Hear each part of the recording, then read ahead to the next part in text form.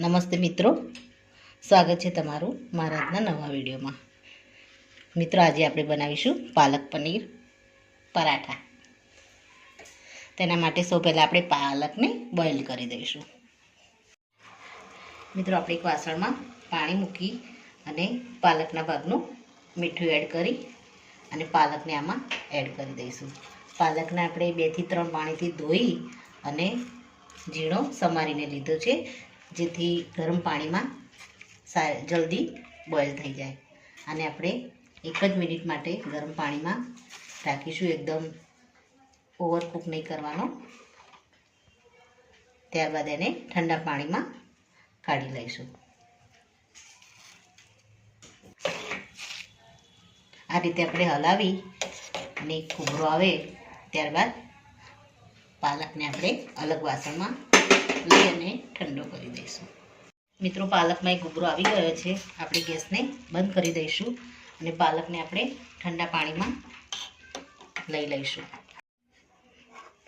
આપણે એને આઈસ વોટરમાં લઈ લઈશું. આ રીતે આઈસ ક્યુબ એક વાસણમાં લઈ અને આપણે પાલકને એમાં ઠંડો કરી દઈશું, જેથી એનો કલર પણ જળવાઈ રહે અને પાલક આપણો ઠંડો થઈ જાય જલ્દીથી.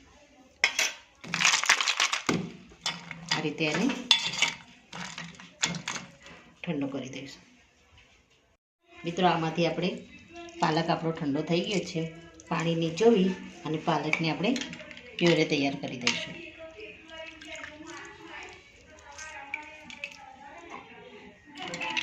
મિક્સરમાં આપણે એડ કરી અને એની એક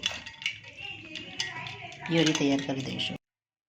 મિત્રો, આપણી પાલકની પ્યોરી એકદમ સરસ રેડી થઈ ગઈ છે.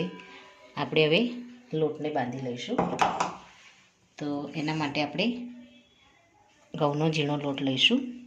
આનું કંઈ માપ છે નહીં, તમારે જેટલું પરાઠા તમારે બનાવવા હોય એટલો તમે લોટ લઈ શકો છો. એમાં આપણે તેલ એડ કરી દઈશું. મોણ માટે આપણે આમાં તેલ એડ કરી દઈશું. તમારે આમાં ઘીનો ઉપયોગ કરવો હોય તો તમે કરી શકો છો. આપણે 2 નાની ચમચી જેવું મોણ લઈ લીધું છે. આપણે આમાં થોડો અજમો મસળીઓને એડ કરી દઈશું અને થોડા આપણે તલ એડ કરી દઈશું. 1 મોટી ચમચી જેટલા. હવે આમાં આપણે મીઠું એડ કરી દઈશું. મીઠું આપણે ટેસ્ટ મુજબ આમાં એડ કરીશું.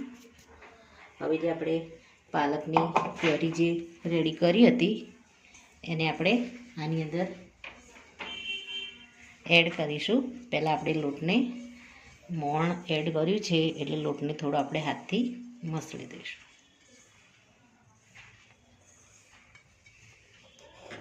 હવે આપણે જે પાલકની પ્યોરી આપણે બોઇલ કરી અને રેડી કરી છે એ આપણે થોડી થોડી એડ કરી અને લોટ આપણે તૈયાર કરી દઈશું.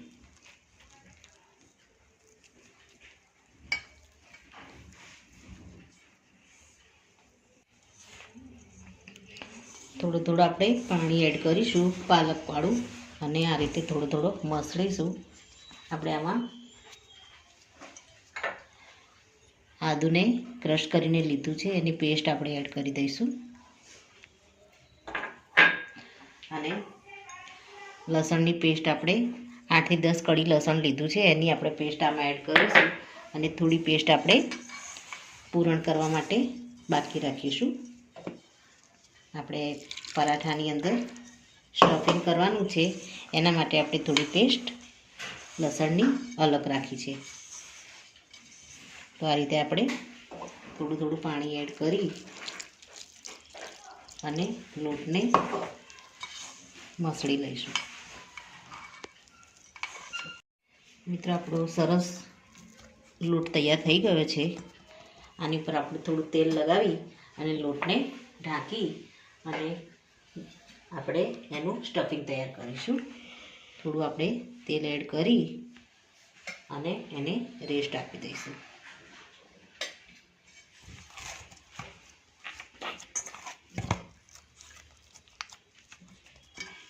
આપણે સ્ટફિંગની તૈયારી કરીશું. તો એના માટે આપણે 100 ગ્રામ જેટલું પનીર લીધું છે. એને આપણે પહેલાં તો આ રીતે છીણી લઈશું. તો આપણે પનીરને છીણી લીધું છે. એમાં આપણે ઝીણી સમારેલી ડુંગળી એડ કરીશું. ડુંગળીને આપણે ધોઈ અને એકદમ ઝીણી ઝીણી સમારી અને જાળીવાળા વાસણમાં એડ કરી લેવાની, એટલે એમાંથી જે પણ પાણી હોય એ પાણી બધું નીકળી જાય. આશરે આપણે નાની 2 નંગ ડુંગળીને સમારીને લીધી છે. આમાં આપણે જે લસણ અલગ રાખ્યું હતું એને પણ આપણે આમાં એડ કરી દઈશું. અને મરચાં લીધા છે આપણે, લાલ મરચાં, જે લીલા મરચાં હોય છે એને આપણે 2 થી 3 દિવસ રાખીએ તો લાલ થઈ જાય છે. તો આપણે એ લાલ મરચાંનો આમાં ઉપયોગ કરીશું. પનીર આપણું વ્હાઈટ છે, તેમાં લાલ મરચાંનો કલર એકદમ સરસ લાગશે. ઉપર આપણે બીજા મસાલા એડ કરીશું. આપણે આમાં થોડું મીઠું એડ કરી દઈશું. ધાણા જીરું આપણે એડ કરી દઈશું. થોડી આપણે હળદર એડ કરી દઈશું અને લાલ મરચું આપણે થોડું એડ કરી દઈશું. અને આપણે ચાટ મસાલો એડ કરીશું, ચપટી જેટલો. હવે આ સ્ટફિંગને આપણે મિક્સ કરી દઈશું.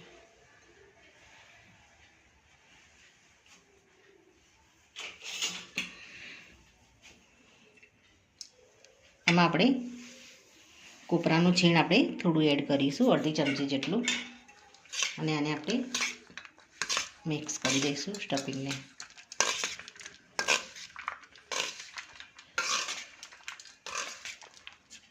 તો મિત્રો, આપણું સ્ટફિંગ છે એ પરાઠામાં ભરવા માટે રેડી થઈ ગયું છે.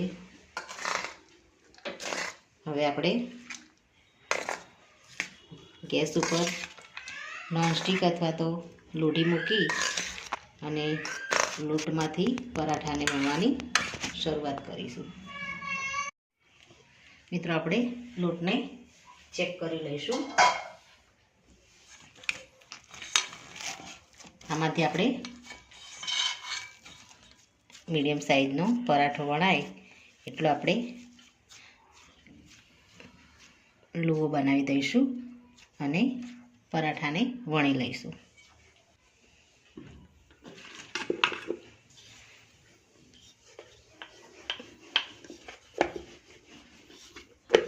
નીચે આપણે થોડો લોટ એડ કરીશું જેથી પરાઠો ચોંટે નહીં. હવે આમાંથી આપણે પૂરણ જે આપણે સ્ટફિંગ તૈયાર કર્યું છે પનીરનું, એને આપણે આમાં હાથ વડે થોડું હલાવી અને એડ કરી દઈશું.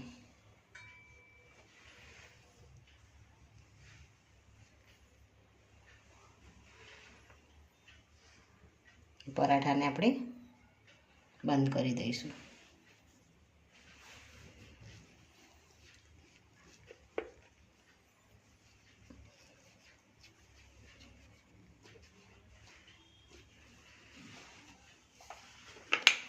હાથ વડે આ રીતે થોડું પ્રેસ કરી લઈશું વચ્ચેની સાઈડ, જેથી સ્ટફિંગ છે એ બધી સાઈડ ફેલાઈ જાય.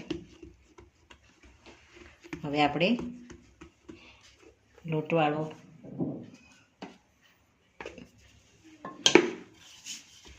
લોટવાળા વાસણમાં, વાટકામાં આપણે પરાઠાને મૂકી અને હળવા હાથે વણી લઈશું.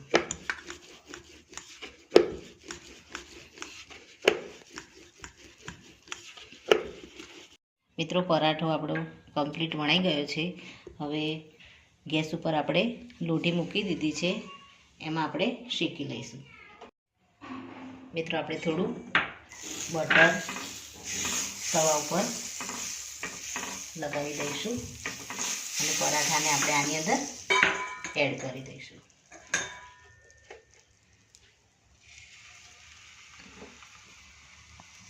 ઉપરની સાઈડ પણ થોડું ગરમ થાય એટલે આપણે ઉપર પણ બટર લગાવી અને બટરથી એકદમ સરસ ફ્રાય કરી દઈશું.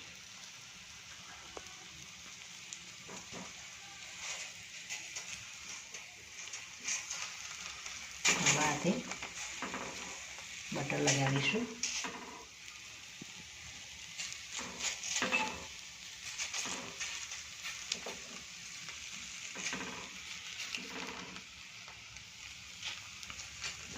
નીચેની સાઈડ પરાઠો આપણો થોડું શેકાય પછી એને આપણે પલટાવી દઈશું.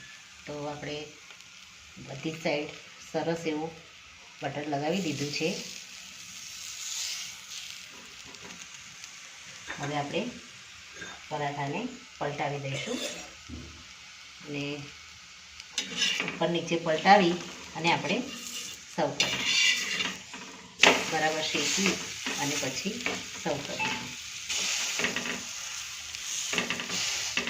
ગેસને જો આપણે હાઈ રાખીએ તો પરાઠાને આ રીતે સ્પીડી પ્રેસ કરતા જવાનું અને શેકતા જવાનું.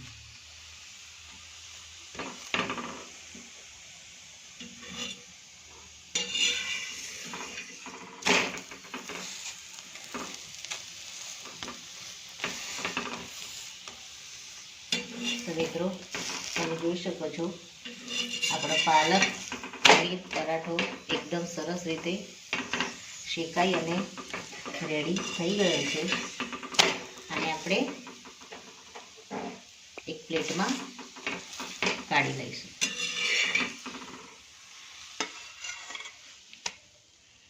આ રીતે આપણે બીજા પરાઠાને પણ વણી અને શેકી લઈશું. મિત્રો આપણા પાલક પનીર પરાઠા રેડી થઈ ગયા છે અને આપણે ઉપરથી માખણ લગાવી અને સર્વ કરીશું.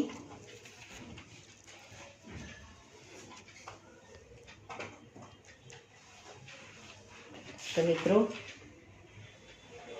આપણે પરાઠાની અંદર સ્ટફિંગ પણ ખૂબ જ સરસ એવું લાગી ગયું છે.